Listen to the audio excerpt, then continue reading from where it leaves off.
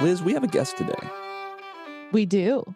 We have a guest today, and I'm so happy to bring on CNBC's Sarah Eisen with a normal, not weird question about the war in Iran. Deadline that President Trump has set, 8 p.m., has threatened to destroy a civilization. How does an investor process that? Is it a bigger upside risk or downside risk?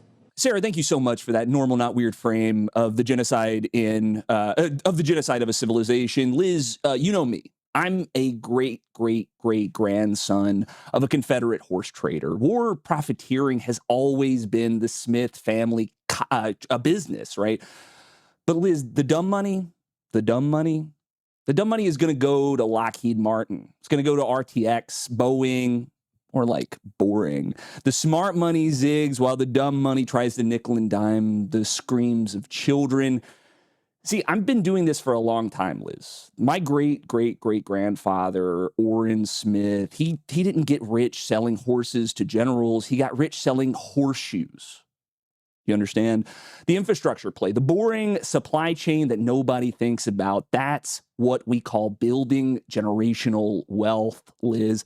So while the amateurs are loading up the stock prices of defense contractors, I'm going long on grief counselors, on passport photo studios in countries that border countries that we are actively attacking. I'm watching the international relocation market very closely because I'm smart. That's smart money thinking. I've been in a very bullish position, for example, on Rubble. Are you familiar with Rubble? Are you familiar with Rubble's work?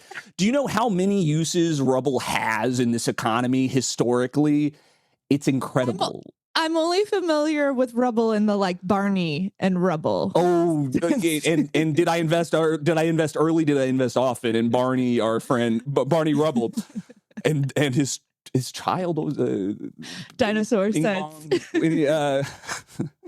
And Liz, there's nothing. I don't think there's anything funny about the most powerful person in the world throwing us all headlong into a war that nobody asked for, that has already killed thousands. I don't think there's anything funny about that. And I want to be clear that I don't want anything to happen over in Iran, but that's just the risk profile that we have to deal with in this market, right? And you know what risk profile comes with. Someone is going to have to update the Wikipedia article to reflect that. And you know what I invested early in? Wikipedia editors, Liz. This is recession-proof. This is a recession-proof play. The dumb money panics. The smart money reads the situation, stays balanced on both feet, as our friends at Wall Street like to say. Are you done talking? I swear to God. What you got to ask yourself, the only question that matters, is this an upside risk or a downside risk, this war in Iran? I don't even know what you're talking about. I come from a long line of poor people. We survived all wars by mostly just dying in them. Which is to say we didn't survive. Though. Just say that we didn't. Yeah, that's so anyway, Zach, what podcast is this? Hello and welcome to the Dingus of the Week, weekly show where America is maybe a New York 7, but a Midwest 13. I'm Zachary. Oren That's right. Smith. I write about politics for Iowa Starting Line, and I'm here with the author of the Dingus of the Week newsletter. You know her, you love her, Lenz. This podcast is the audio second course of the newsletter's visual feast. Sign up at its new home on Patreon. That's patreon.com/Liz Lenz. Wherever you listen, help support the show. There are 4 ways that I would love some support with. 4 ways you can like and subscribe over on YouTube. That's youtube.com/Dingus of the Week. Rate and review us on Spotify or Apple Podcasts. You can say some really nasty things about Liz's ability to find her microphone on time for broadcast, and some really sweet things about me and my very well manicured hair swoosh today. Share this episode in a group chat near you. It's a great way to share. You want to share meaningful things with the people you love. You can Liz, laugh, and love all by sending this in your chat. And of course, become a patron of the Dingus Arts at patreon.com/Dingus. Have a Dingus of your own. Send us a voicemail at memo.fm/Dingus. Leave a voicemail and it might just make it to this very show. Now, Liz, who's the Dingus of the Week? So The Dingus this week comes from the wide and wild world of sports, which you and I are not. We are so qualified. We are so qualified to talk about sports. Listen, if it's politics, we got it, right? I didn't start sweating the second you named the topic for this week. I didn't immediately panic.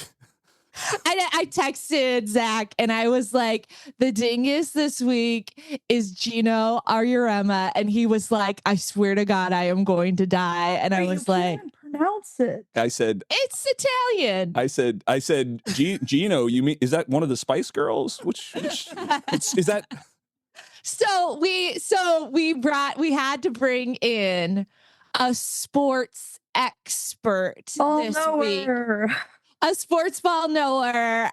So we brought in Megan Greenwell, an award-winning journalist and the author of Bad Company, Private Equity, and The Death of the American Dream. She has written or edited for publications including the New York Times, the Washington Post, New York Magazine, Wired, and ESPN.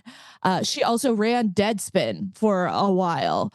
She is a California native. She lives in Brooklyn with her husband and their pug. And she is a sports ball knower, and we brought her in to explain. We just say ball knower. Ball knower. Wow. Already? Yes. We just say game. We just say the ball, man. We're just here to dribble. We're going to go all the way down the track. I've been practicing, Megan. Oh, wow. Track. And so Megan is here to explain why this basketball coach is the Dingus this week. Megan, That's great. can you tell us why he is the Dingus? And also, do you believe he should be the Dingus? Let's start with let's set up what happened. What he did. Yeah. What did this man do, Megan? Tell us. So Geno Auriemma, who is the winningest college basketball coach of all time with 12 championships, I believe, coaches the University of Connecticut Huskies and has for approximately a zillion years. Like almost every year, the UConn Huskies were playing in the Final Four last weekend. They were playing South Carolina, coached by Dawn Staley. We'll come back to that. There's particular relevance here. But UConn jumped out to an early lead, looked like UConn was going to win. Honestly, everybody sort of expected UConn to win. They had been undefeated all season, looked like they had control, and then the wheels came off. South Carolina went up a bunch. Game is ending and it's not close, right? We're not in like buzzer beater territory. And so the coaches go to shake hands, which is a thing that happens after every game.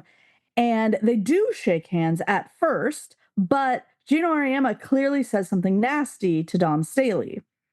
Dawn Staley then loses her mind and just starts yelling at him. Now, none of us can hear what is being said, but Dawn Staley looks like she wants to kill this man. And in fact, later lip reads revealed that she said, Geno, I'm going to beat your ass, which is just delightful. And so then they had to put like a fraction of a second back on the clock for like dumb technical reasons. At this point, the game is over. But they do that. Theoretically, the coaches should go shake hands again. But Dawn Staley walks over to Geno to shake hands, and Geno is already off the court. Now, this is like one of those like, you know, kind of sports unwritten rules situations where like you just don't leave without shaking hands. The other thing about the Final Four is both coaches have to do press conferences afterward. And so everybody tunes in to Geno's press conference knowing he's going to say something churlish. We'll get into the broader context of Geno because I do think it's interesting here. But people asked him about it, and he was like, she didn't shake my hand before the game, which is also traditional, but there's video of the two of them shaking hands. He's like, well, she left me waiting for 3 minutes at half court. Okay, sure. B, he says one of Dawn Staley's players tore the jersey of his best player, Sarah Strong. Sarah Strong is sitting at the same press conference table and has already said that she accidentally ripped her own jersey. And there is also video evidence of her accidentally ripping her own jersey. So at this point, Geno is just fully throwing a temper tantrum because he lost, right? And because he's like feeling petty and wants to he wants to be a toddler. He's a whiny white guy. And I think my read on the situation was just like, here is this like huge achievement for South Carolina, right? Like this is a huge achievement for Dawn Staley and her team.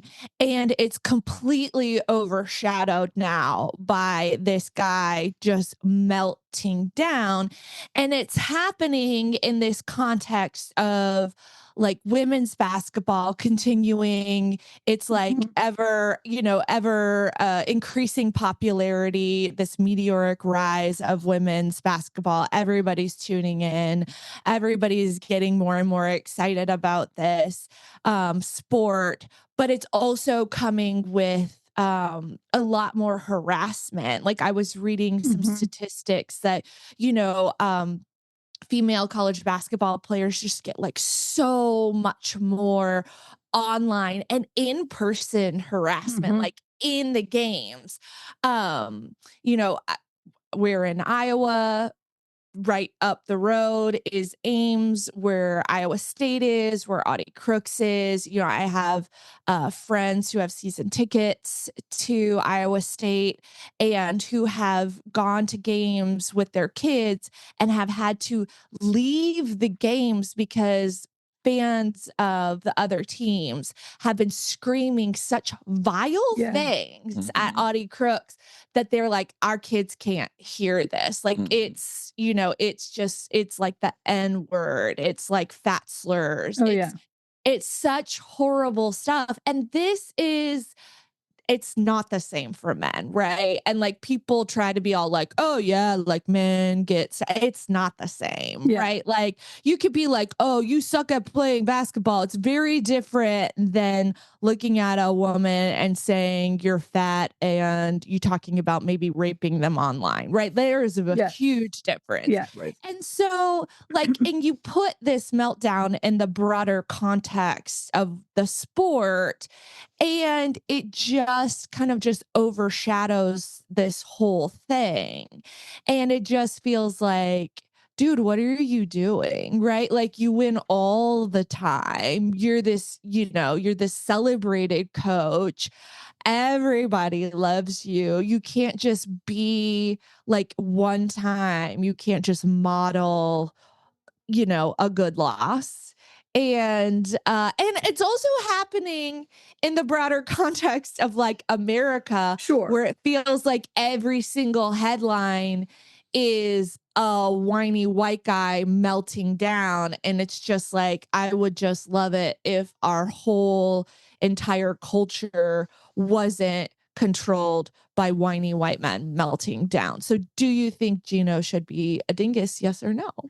I mean, yes, for sure. Yeah, like Geno was absolutely a dingus. I will also say, though, that here is where I think the specific dynamics really matter. And this is not at all to defend Geno. I don't care about that. But I think there are some like really fascinating things going on here. So after the game, there was a table of ESPN commentators, all Black women, which honestly, a couple of years ago would not have even happened. And two of them like had this really, maybe we can put the video in the show notes or something, like really eloquent, thoughtful remarks. I was amazed by how they did that. Like, less than 10 minutes after the incident had happened, they had already like these brilliant formed thoughts about it. And one of the things they were suggesting is like, they actually were sort of like, it's possible that he did this deliberately to distract from it. Because again, Geno is the winningest women's basketball coach of all time. Geno deserves a ton of credit for getting women's basketball to where it is now. That is just indisputable, right? Like obviously the players deserve more credit, but he is the best, I would even say the best basketball coach of all time. Like that's how important he is. And he was doing it at this moment where we were taking women's basketball from like a cute little hobby activity to the way it should be treated, like a big business with the best athletes in the world, all of those things. Geno is also at the end of his career at this point, right? He has been there for a very long time. I don't know exactly how old he is, but like, he's not a young man. And UConn is still unquestionably one of the best teams. They were the best team in women's basketball all year. But it's at least arguable that over the last decade, Geno has started to be replaced, not as the greatest basketball coach of all time, but as the best currently working women's basketball coach, being replaced by Dawn Staley. Dawn Staley's team has won 3 championships in the last decade. Dawn Staley is clearly a genius. She is like a coaching tactical genius. She was a great WNBA player, I should say. But she's also like, her players would take a bullet for her. Like, everybody loves Dawn Staley. And that is true of Geno Auriemma too. But Dawn Staley is a generation younger. And I think a lot of what is happening here is Geno's sort of petty about the fact that, like, he's not the shit anymore. Can I say the shit on this podcast? Oh, yeah. Yeah. Great. Yeah. Great. So that was what I found like the most interesting dynamic of it is, I think, Geno's temper tantrum. Geno is like historically just a very sore loser. And I think you kind of have to be if you're going to be the best winner of all time. Right. So that is like a known narrative about Geno. And his whole persona is sort of curmudgeon, right? And sometimes in a very funny way. Like, there was a clip last year where Paige Beckers, who was Geno's star last year when they did win the national championship, and Aaliyah Boston, who was on his, I think she came out of UConn a year or two before that, they stopped by UConn practice, and a reporter asked him after the game, like, what was it like to have them at practice? And Geno and Paige clearly had like a very special relationship where he would give her a lot of shit. And so he had this incredibly funny quote where it was like, oh my gosh, it's always so nice to have Aaliyah. She's just like such a great presence. The other one, it's like having Dennis the Menace back, which is just like delightful, right? Like, sometimes the curmudgeon thing works, but it is just very hard, I think, to see like a white man who's used to being the best. All of a sudden, maybe he's lost a step. Again, they were undefeated this year, so he hasn't lost that many steps. Right. But Dawn may just be better in 2026. And I think that's also one of the reasons, like, I think this story had such resonance too, that like, it like jumped, from just a sports story to like a bigger cultural story too, because I think it hit like, not just like a whiny white man melting down to where everybody was like, is this really like, our whole culture right now, that there was a dynamic, right, between a white man and a black woman. And then also an aging white man who's struggling with not perhaps being at the top of his game and maybe perhaps stepping back, which is like also all of our politics right now too, right? Where it's like the gerontocracy too, where like our whole culture, we're really struggling, like not even just like on a national level. We can even look at it. I'm sure everybody, if you look at it, like even at a micro political level, like look at your local city council race, right? Like I guarantee you there is an old white guy who should not be running. And there is a younger person who is really going up against him and they're pissed at each other, right? Like, and the old guy has maybe done a lot for the community and that's great. And we love him. Maybe he should take the L and go back to gardening his lawn or something. What sucks about this? I mean, so he's 72 years old, 40 seasons, a 40 season record. Has this like really literally like every write up begins with Geno, the winningest coach in NCAA basketball. I mean, like it's an incredible record. And he has like a lot of really good things to stand on. Talking. I mean, he's really. I was reading about his like history as being like this really vocal critic of the NCAA's disparities between logistics for women's and men's teams, their tournaments, their resources, what how they are, the respect that they're given for their immense talents, right? And to like have this happen at the end of his career, right? Against I was reading about his she was the two of them worked together on the Olympics team, right? Like to do this to someone who was like one of your point people for that for the Olympics it feels like a real, not just like a sore loss for a sore loser, right? Like just such a terrible the season's over now and for him, and like and this is how we're gonna remember. I mean, obviously he'll come back next season. I don't think that's disputed, but like it's a bummer. It's a bummer that this career would have this note towards the end. Yeah, I think that's right. I think it just felt so bleak because it was like nobody really thought South Carolina would win that game. I mean, South Carolina was a great team all year. It's not that, but UConn was undefeated all year, right? And Geno is who Geno is. And so in a tournament that didn't have a lot of like really thrilling upsets, this was a super thrilling upset, and it was really cool to see, and everybody loves Dawn Staley, and that was great.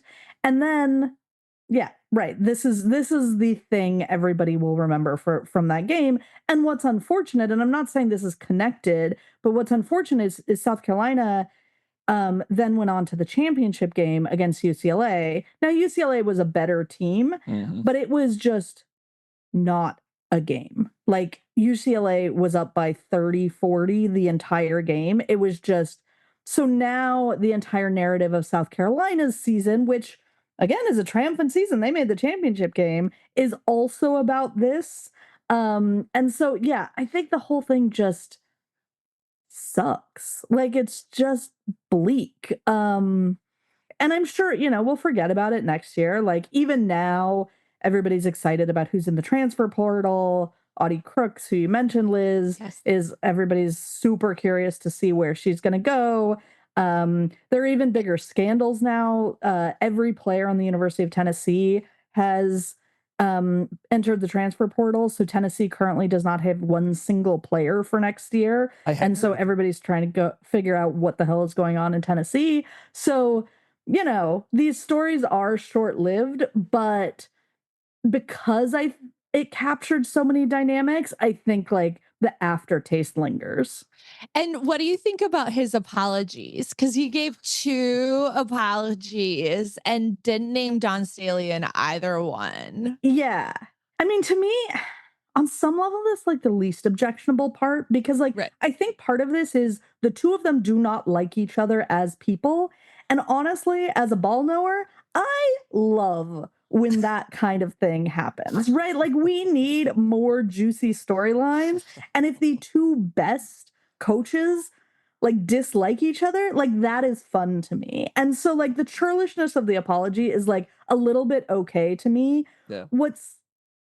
It's very notable that he clearly had no plan to apologize until he realized that literally nobody was on his side, right? Like that is why he apologized. The fervor against him was so crazy. I saw people like the night of, I saw people on Twitter, the home for racists, saying racist stuff about how like Dawn Staley was like becoming the angry black woman in the moment or whatever. But even on Twitter, that was like a tiny minority of people. And all of these like sports chads across the country were like, what the hell's up with Geno's little toddler temper tantrum, right? So he knew he fucked up, not because he has like good judgment, but because the entire world was against him. When you lose the chads on X, you've lost everyone. I'm saying. Sorry, will you lose the white male bots? You've lost. It's over. You've lost them all. I have to ask you, my favorite coach to hate is Kim Mulkey. Yeah. I mean, I feel like that's pretty uncontroversial. Yeah. And I just feel like I would love to get your take on her this season, because was that last year when that like big profile came out about her and everybody was like, we hate Kim Mulkey. And she did that press conference. She did a Melania where she like did a press conference to be like, don't believe what they're going to write about me. And then the story came out. And we were kind of like, what was it, Kim, that your players kind of feel weird about you? Yeah. You know, we all feel weird about you, Kim Mulkey. But like, what a Louisiana lady, you know, like she's and you haven't even mentioned the from the South. Please mention the outfit. She wears like sequin pantsuits with tigers on the back and like like cowboy hats with feathers. I mean, the woman dresses crazier than anyone I've ever seen. And again, like, I hate Kim Mulkey. Kim Mulkey was terrible to Brittany Griner. Like, kept her in the closet when she was playing for her at Baylor. During the pandemic, like, just like said absolutely disgusting stuff about how she was like coughing all over the reporters and like she didn't give a shit. She's clearly just a terrible person. And I'm also like, good for the game. Yeah. Love this, because Kim Mulkey is everybody's op, and that's great. There's a my current favorite Instagram account, she goes by Coach Jackie. And she's like this, like, I don't know, she's probably like 23 or 24 and lives in DC and just talks a lot about women's sports. And she went to LSU. And her favorite game to play on Instagram, is she a lesbian or is she just a Winter Olympian? The Winter Olympics start this week, which means it's time to play Is She Gay or Is She Just a Winter Olympian with American speed skater Brittany Bowe. So much going on at the start. The sports bra is gay. The one necklace is straight, but the fact that it has this kind of dangly moment is bisexual. I know it's a part of the uniform, but the like fingerless glove situation happening is really lesbian. If somebody ever has this kind of keychain coming out of their pocket like that, that's either your elementary PE teacher or a lesbian. Usually it's both. This is very straight. Shirt is straight. Pants are straight. The way she's posing is straight. But you can tell in her face that her heart isn't all the way in the pose, and that makes it gay. Lesbians would rather kiss a man on the mouth than sit in a chair normally. Being a 4-time Olympian is gay. This ring is gay. Having the Olympic necklace is straighter than having the Olympic tattoo, but of course both are gayer than not being an Olympian. And then the way she's wearing this hat, everyone's gonna say, oh, hats are gay. Not all hats are gay. This is actually a straight way to wear a hat. This is the gay way to wear a hat. Just the gayest way to pose. If anyone is ever crouching, that's a lesbian. There's a straighty bop way to wear a cowboy hat, but this isn't it. Again, with the crouch, exhibit B. I mean, she looks gayer here than this cartoon bird. That's saying something. An untrained eye would say this is straight, but the fact that she's resting her wrists on her knees is gay, and the rolling of the sleeves all the way down to the rolling of the pant leg is very gay. Hair is straight though. I've never seen a picture of somebody playing college basketball in the big shorts era where they don't look gay. All right, put your guesses in the comments now. Is she gay? She gay? She gay? She gay? She gay? She gay? She gay? She's dating Hillary Knight.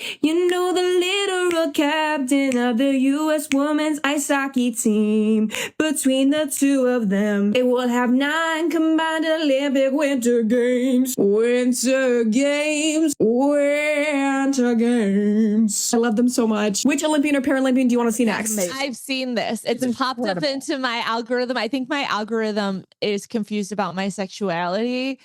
And what a compliment. I think so. Yeah. I'm very excited about this. Like, thank you. It's probably because I've been researching Subarus on CarMax. Yeah, that's probably that'll do it. But so Coach Jackie went to LSU and loves LSU women's basketball, and just absolutely hates Kim Mulkey. And so like that is the right energy for Kim Mulkey to me. Yeah. And I think that that's so good for women's sports because, we need more ops. Yeah.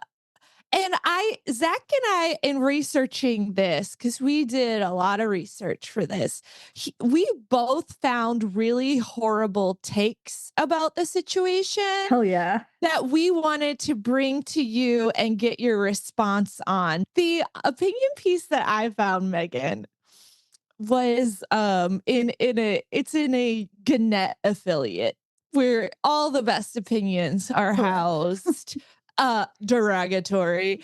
And it basically argues in 400 words or less, because I don't think this guy had the juice to put his whole pussy behind this argument, where he says basically, like, why is everybody getting so mad at Geno? If you want women's sports to be taken seriously, women, this is just what sports are like.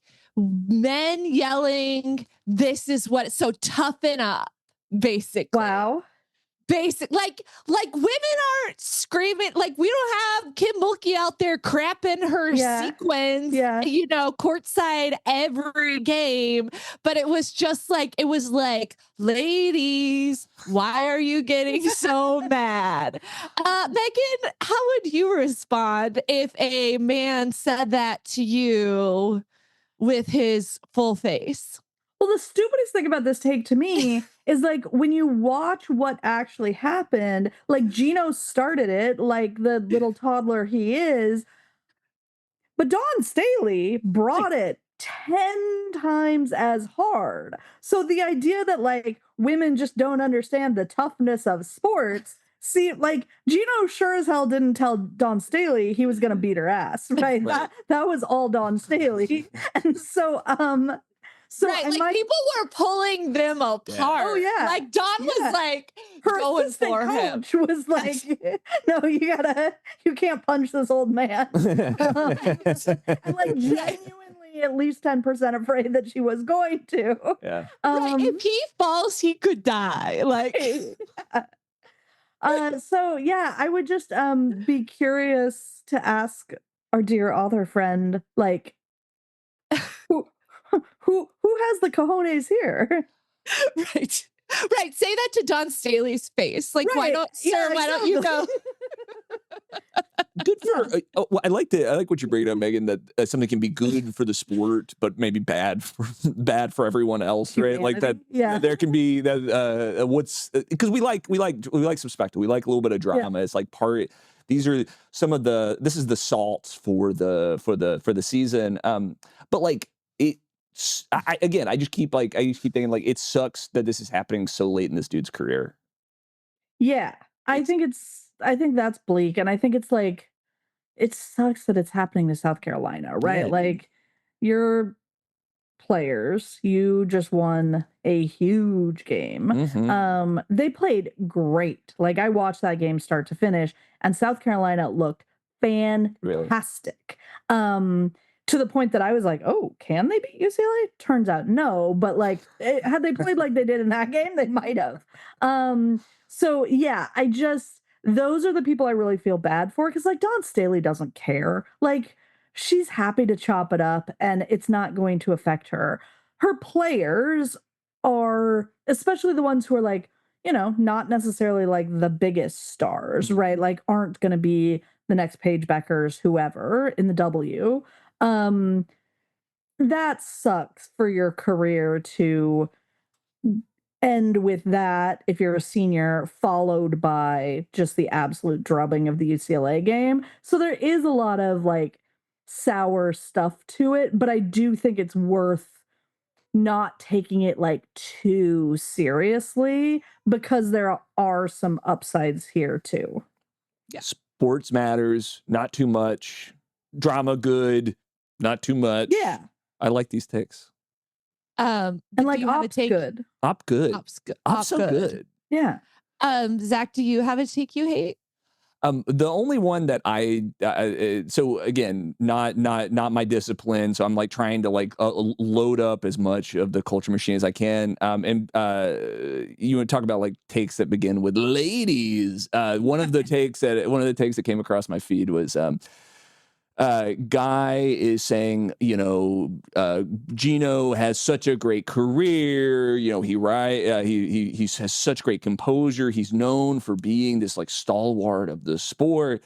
But this is the problem with men coaching women's sports, right? And I was thinking like, oh, maybe we have like kind of a woke take on like, you know, maybe let's hear him out.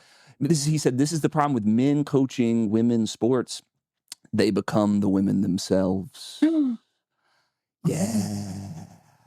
Wow, that's a good one. That's Their periods sync up. their periods sync up. Sync up. Wow. Yeah.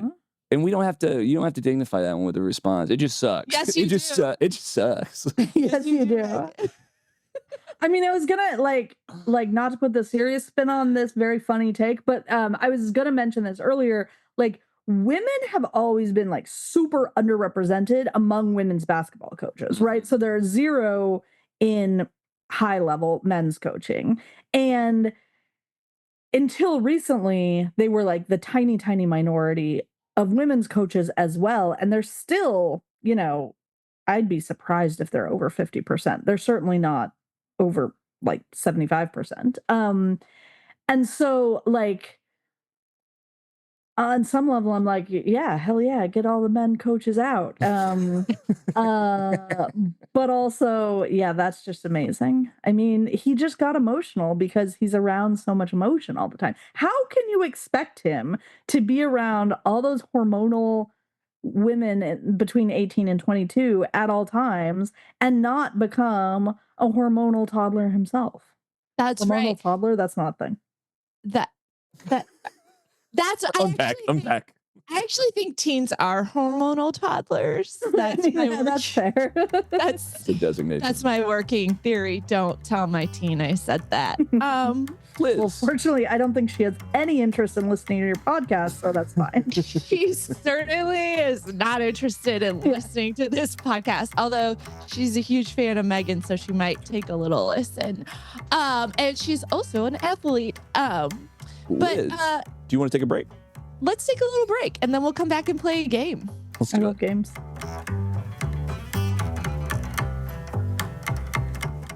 Liz, do we have a game? Zach, we have a game.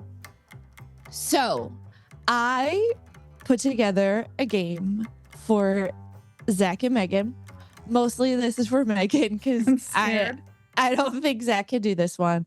But it is 3 crash outs in sports history. Okay. 3 crash outs in sports history. And you have to guess which one is the fake one. Okay. I'm ready. And this is all of sports history. Okay. And we're going to go from the past to, we're going to go in chronological order. So, okay, here we go. Oh, let me actually give me one quick second. Sorry, guys. You're all good. Take your time. I just need to make sure I've got this right.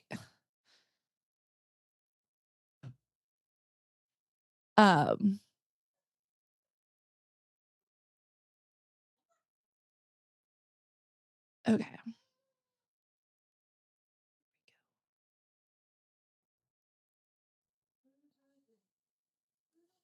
Okay.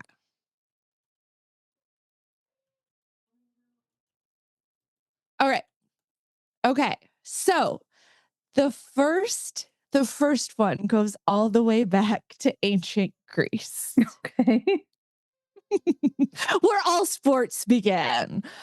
So renowned for his aggressive prowess. During his 1,400 victory career as a boxer, Theagenes of Theos also was known for his temper and physical prowess. And they were so legendary that he was memorialized on more than one urn, gouging out the eyes of his opponents.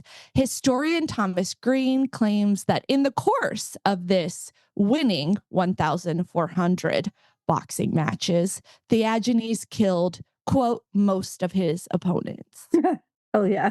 Most is doing a ton of work in that sentence. I like that a lot. Oh, All right. Most of them.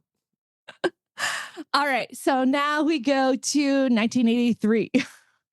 Lee Elliott, coach of the Chicago Cubs, went on a rant against Cubs fans who were booing and heckling the team during the 1983 season. In the rant, which goes on for about 5 minutes, Elliott called Cubs fans unemployed cocksuckers and said, Is he wrong? and said, if they're real fucking Chicago fans, they can kiss my fucking ass right downtown. I mean, this can't possibly be fake. He was later fired. That. Enough of that. Okay, and now we go forward to during a Bulls game against the Minnesota Timberwolves. Dennis Rodman tripped over a cameraman, Eugene Amos, while trying to get a loose ball out of bounds. Rodman proceeded to kick Amos in the groin with all the force he had. Rodman was then suspended for 11 games and fined $25,000 by the NBA. Amos had to be taken away in a stretcher and sued Rodman. All right. That's a hell of a kick. Which one is fake? I mean, I remember the Rodman thing happening. I don't specifically remember that he kicked him in the nuts, but do you remember the ancient Greece one happening? Wow. Kind of rude to say to somebody younger and more beautiful than you, but okay. Yo, that's what. Bring that heat, Megan. There it is.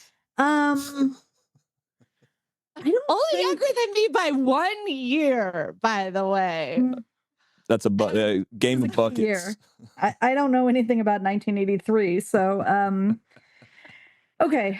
I think Rodman must be right. And I'm going to be annoyed if it's like some bullshit where you're like, he didn't kick him in the nuts, he kicked him in the knee or whatever. So I'm just registering my protest in advance if that's what's happening here. So I guess I'm going to go. Boxer thing seems really plausible. The Chicago thing seems really plausible. I'm going with the Cubs manager. Zach, do you have a guess? You love inventing shit about the Greeks, so I'm gonna say you're casting asparagus upon our Greek boxer friend. I bet he was actually a really sweet guy who's remembered for being real cool, real tight. I bet he invented crushing beers with the boys, naked boxing, the way it's supposed to be. All right, Zach's right. Okay. This guy actually existed, but he's not on urns. I fudged his record. Did you say Zach's right?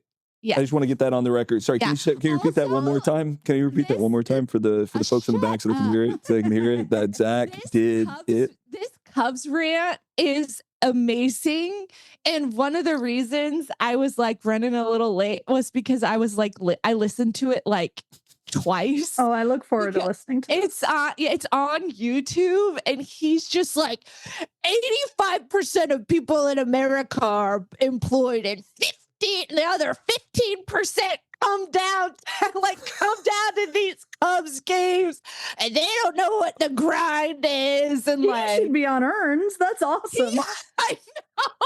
I'm like, why would Chicago fire this guy? This is like the most Chicago guy. Yeah. He should be the Pope, honestly. Yeah. Honestly. That's new Chicago Pope. I'm so sorry. This is the Chicago Pope of all time. And I was obviously reading the YouTube comments, and I don't know, obviously I can't verify if this is real, but like somebody wrote in the comments that a friend of theirs went up to him to get his autograph one time, and they were like played that rant to the guy while they were asking for his autograph. And, hell yeah. I'm reading from the speech right now. For the fucking nickel dime people who turn up, the motherfuckers don't even work. That's why they're out at the fucking game. They ought to go out and get a fucking job and find out what it's like to go out and earn a fucking living.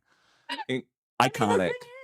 This may speak to Chicago being softer than they give themselves credit for, because I feel like if a coach in Philadelphia had said that, like, they're making that guy a mayor, right? They're like, building him a statue. Yeah. Put him on urns. Knocking down the Rocky statue and putting that guy's statue right up. Right. Right. So I think maybe Chicago just can't hang. I actually think Chicago, we're going to get hate mail, but you know what? I'm ready. Memo.fm/Dingus, send us in a hate memo. But like, I actually think this is true. I think Chicago's a little softer than they want you to think. Wow. They're all like, oh, we like the cold and we drink Malort. But you're kind of like, but they don't go outside in the cold like people in Minneapolis do. You know what I mean? They're not like out ice fishing. They have That's true. tunnels, but they don't use them Hmm. because they're all like, we're gonna snowshoe through downtown because we're descended from Sven and Maida Olson, and we did. Yeah, who cares? I'm from California. I can't. This is so far outside my expertise. I am I am not kidding when I say I'm descended from like the weakest people who die in wars. And yeah, but where were you born? Tell us. Say it. I was born in California. Where in California, Liz? I was born at Stanford University Hospital. This has been a sting. This has been a sting this whole time. We got her, boys. We got her. I lived in California for 3 months before I moved to Texas. But yes, my dad is in the Silicon Valley. Fucking fake Midwestern at fucking. I really hope all of your Iowa rivals who incredible think you're the worst learn that from this podcast, which they hate listen to, and they use this against you. This is my dream. They're like, she was born in Palo Alto. Yeah. Wait, it doesn't get more coastal elite than I was born at Stanford University Hospital. I'm sorry, I don't care how many months you live there. You are tainted by the Californianness. I could smell the elite coast. I'm saying. This is what happens when I bring my op onto a podcast. But again, good for the sport. Good for the sport. It's always good for the sport. Megan, what's causing you joy these days? What's something that's bringing you a little bit of bliss in these dark days of a waning empire? Other than roasting Liz. Roasting Liz. Roasting Liz. I mean, it's true. I help run a summer program for first gen and low income high school students who are interested in journalism. We take 40 students from all over the country. We fly them out to Princeton for 10 days. We do like a journalism boot camp with them. And we also help them through the college application process. And April is like a crazy month for that program because we are picking next year's class of students, or this summer's class of students. And we're also finding out all of the places that last year's class got into college. And it's just, I've been so busy and so stressed out, but also it's just such a nice reminder that kids are just so good and smart and cool. And so my students have gotten in all over the place. I have a kid from very rural Mississippi who's going to Northwestern. I have a kid who's a Belarusian refugee who didn't speak English until 3 years ago, going to Harvard, all of them going to these schools for free. And then also I'm reading these applications and it's hard because we got over 300 applications and we can take 40. But I just love every one of these kids. And I'm okay, we actually are going to be okay. Yeah. That's awesome. Where in Mississippi is the student from? Do you know? She's from a town, the name of which I still struggle to pronounce, called Kosciuszko. Kosciuszko. There we go. Yep, that's where she's from. Give her my love. I love when I see folks from the home state out. You're from Mississippi? Jackson, Mississippi, baby. Are you really? I was there last week. What were you doing? What did you kiss the ground for me? No, but I should have. Mississippi. I mean, Jackson's great. I love Jackson. It's incredible. I'm going in May. Very excited to return. Oh, nice. I was reporting a story out by Natchez, but spent a night in Jackson. That's sick. Liz, what's causing you joy this week? I mean, I'll say the kids are good. I have a teen as well, and I got to hang out with her and some of her friends at a dance the other week, and that was very fun, very lovely. Did you break a and it leg? is a good reminder. No, I Bust just a drive move? them. I just drive them around and lurk in the background and then take their pictures and then go back into the background. I'm not allowed to talk. I am not allowed to do much besides like make a little joke and then get back into the driver's seat. I know my lane. Otherwise, I get yelled at. You're their body. You're their body man.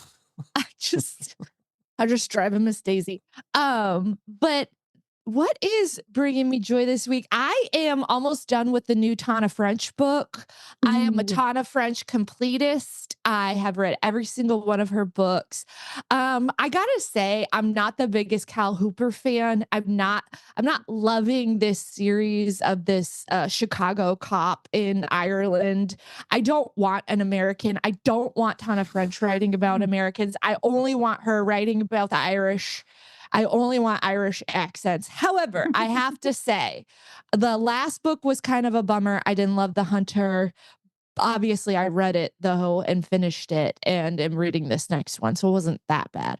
But I am loving this one. It's very good, and I'm almost done. And I do believe it brings us an answer to the male loneliness crisis.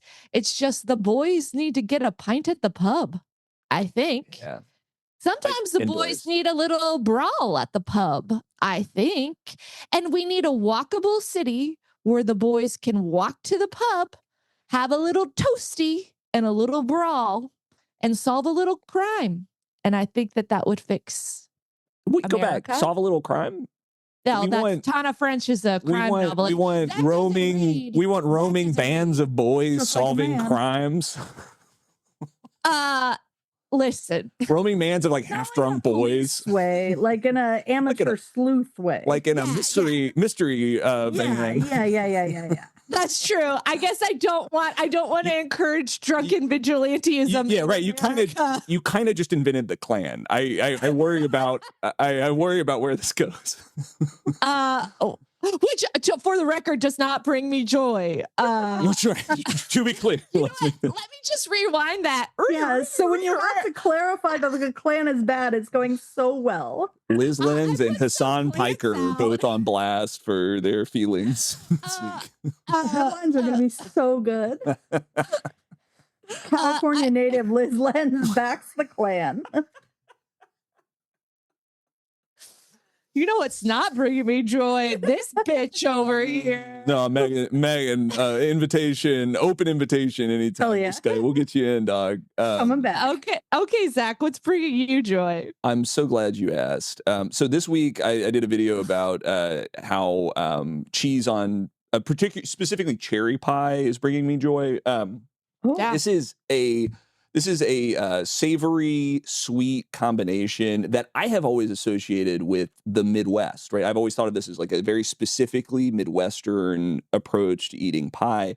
And if you think about, like, I think let's immediately deal with the issue at hand, right? It gives a lot of folks the ick, right? The notion of adding this kind of dairy to a sweet fruit pie, and I get that. That's fine.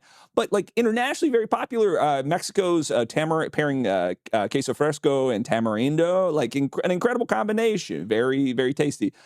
So I stand this. I think it's a great combination, but I posted about it as like the reason I like living in Iowa is because of cheese, specifically on cherry pie. And I had a bunch of folks from the Northeast get in my chat saying like, actually, that's very New England. Oh. Actually, that's very Connecticut. That's very Vermont. And so I got digging into it. And it's because of English, it's a 17th century English kind of pairing. It appears in a couple of guest books for houses early on in the, these sort of English guest books. But it migrates following colonization into the United States and becomes, you see it appear in Canadian foodways, as well as Southern foodways, which I've never associated it with with my people. But so slices of cheese on fruit pie, that's what's causing me joy. this is how I grew up. Like, you leftover pie in the morning, you melt cheddar cheese on it, and then it's breakfast. And this is like an Ellen thing. This was like my mom kind of a thing. And when I moved to the Midwest, everybody was like, "What the hell are you doing?" Because I'd be like, "Oh yeah, let's melt some cheddar on this pie," and people would be like, "You're a sick freak." So I always associated it with like the South and my mom and the Northeast. And so everything. But it is interesting to know it's not regional. Yeah. It's not regional. It's actually just for the weird little guys. It's actually just for not sick little freaks. It's just for the freaks and geeks out there who are just chomping that pie. I knew cheese on apple pie and am a strong supporter. Had never heard of it on cherry pie. I mean, the real truth is I don't really like cherry pie, but maybe the cheese would improve it. This is my gift to you because this is just a thing that I like it on. This is just a thing that I like. Okay. I'm telling you, dog, like I also think cherry pie, kind of mediocre, not great. Beautiful. A visual feast, if you will, much like this podcast is for the Dingus of the Week newsletter. Subscribe at patreon.com/LizLenz. But you add a slice of cheddar cheese, a really sharp cheddar cheese on a cherry pie, elevates the whole situation. You're lifted. You're lifted. Welcome. I'll do it. There's nothing cheese can't fix. That's true. Thanks for listening. Patreon.com/LizLenz is the home of Dingus of the Week, a Men Yell at Me media production. Love or hate what you heard. Help us keep it coming all year long by doing the following. 1, like and subscribe over on our YouTube at youtube.com/LizLenz. 2, rate and review us over on Spotify or Apple Podcasts.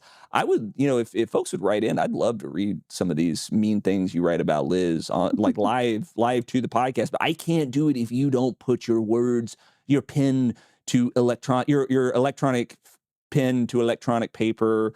Spotify, Apple Podcasts, rate and leave a review. 3, share this episode with a friend. It's a great way to grow the audience by, cool people. Give this podcast to cool people. 4, and last, become a patron at just $5 a month, and you can keep us in your ears through most of the Trump presidency. We'll see how long that goes.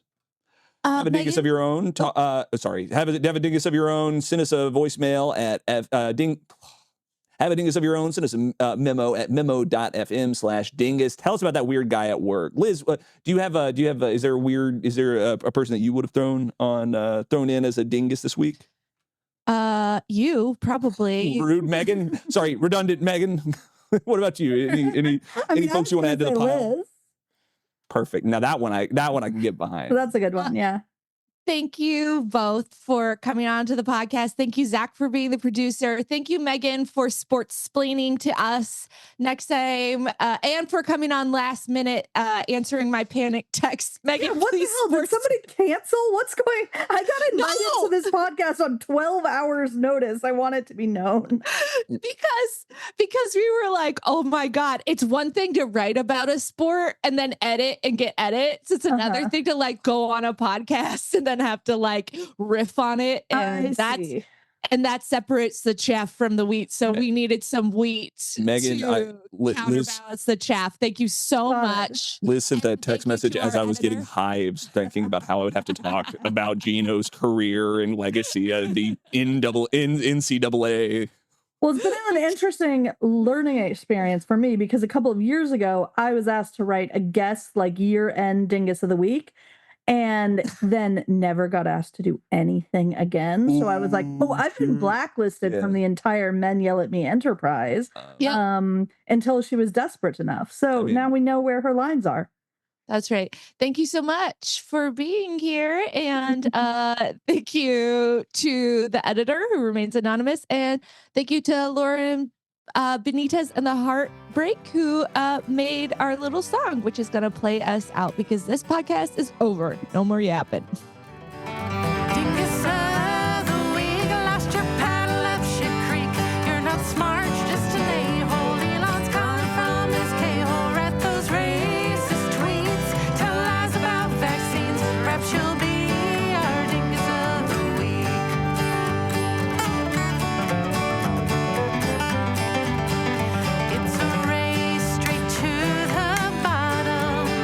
Down so deep, it's hard to fathom.